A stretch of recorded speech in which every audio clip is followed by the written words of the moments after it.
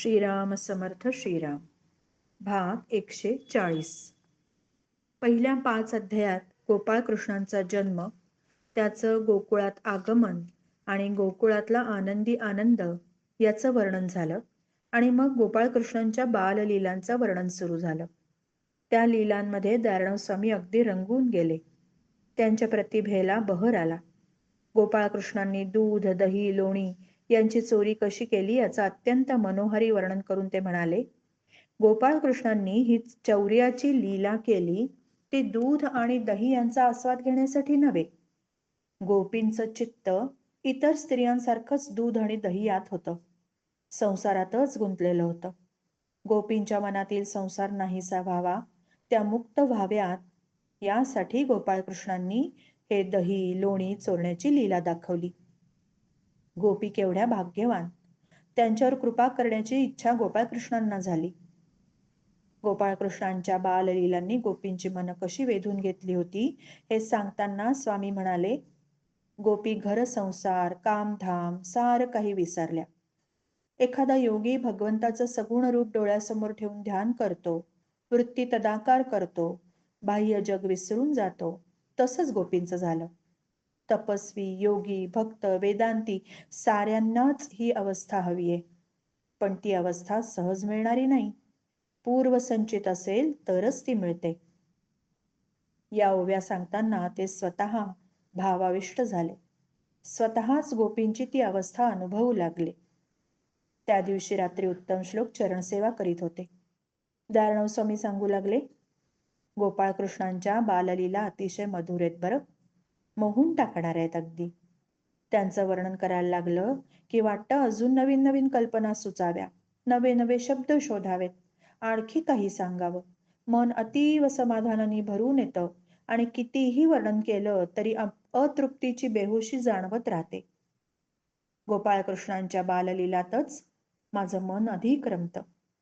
गीता सांगणाऱ्या तत्वज्ञ श्रीकृष्णांपेक्षा, पांडवांना सहाय्य करणाऱ्या मुत्सद्दी श्रीकृष्णांपेक्षा त्यांचं गोकुळातील बालरूपच मला अधिक प्रिय आहे.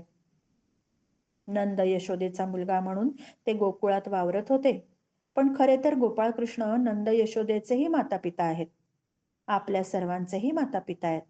सारं विश्व त्यांनीच निर्माण केलंय, तेच चालवतायत, तेच साऱ्यांचा योगक्षेम चालवतायत. शरण आलेल्या दुःखी भक्तांना शांती देणारेही तेच आहेत. त्यांचं उचित वर्णन करायला शब्द तरी कुठून आणावे? शब्द देणारेही तेच. त्यांची कृपा झाली तरच त्यांची स्तुती स्तोत्र गाता येतात, त्यांचं गुणगान करता येतं. त्यांच्या लीलांचं गुणगान करण्यात केवढा आनंद आहे. त्या आनंदापुढे मुक्ती, मोक्ष, स्वर्ग सगळं सगळं अगदी तुच्छ आहे. हे गोपाळकृष्णा, तुमच्या लीलांचं गुणगायन करण्यातला आनंद भोगण्यासाठी मला पुन्हा पुन्हा जन्म द्या, शेकडो जन्म, हजारो जन्म. हरिवरदा या ग्रंथाच्या लेखनामध्ये दारणव स्वामी अगदी रंगून गेले होते. अहोरात्र गोपाळकृष्णांच्या लीलांचंच चिंतन, मन भक्तीच्या आनंदात सतत भरलेलं राहायचं. आपलं आजारपण ते विसरून गेले होते. हळूहळू प्रकृती सुधारत होती. अंगावरील गांधी आणि लाल पट्टे मावळायला लागले होते. आता भूक जाणवायला लागली.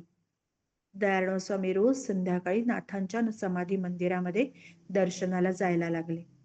कधी कधी स्वामी त्यांच्याही पुढे जात आणि गाढेश्वराच्या मंदिरात जाऊन तिथे बसत.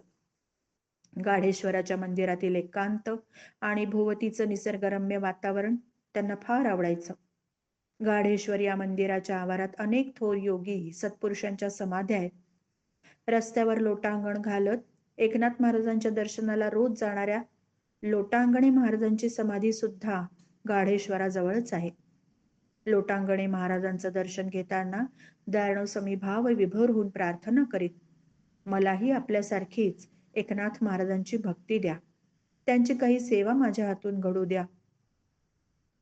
हरिवरदा या ग्रंथाच्या लेखनासाठी दारणव स्वामींनी शेकडो पोथ्या जमवल्या होत्या. पण संदर्भ लागला की उत्तम श्लोक काही क्षणात ती पोथी घेऊन येत आणि हवं ते पान पुढे ठेवत. एक दिवस व्यंकटेश शास्त्री उत्तम श्लोकांना म्हणाले, स्वामींना संदर्भ लागला की लगेच आतून पोथी आणता आणि हवं ते पान स्वामींसमोर धरता. त्यामुळे स्वामींचा वेळ किती वाचतो नाही? कसं करता हो हे? पोथ्या अगदी क्रमवार लावून ठेवलेल्या दिसतात. हं. उत्तम श्लोक काहीसे खिन्न स्वरात म्हणाले, नाही हो. लेखनाच्या कामातच एवढा वेळ जातो की पोथ्या क्रमवारीनं लावणं अजून जमलंच नाहीये. पोथ्यांचे नुसते ढीग पडलेत. म्हणजे पोथ्या लावून ठेवलेल्या नाही आणि मग संदर्भ कसे काय मिळतात लगेच? या बाबतीत एक विलक्षण अनुभव सातत्याने येत राहिलाय मला. मला काहीच करावं लागत नाही. मी आत गेलो की ती पोथी लगेच दृष्टीला पडते.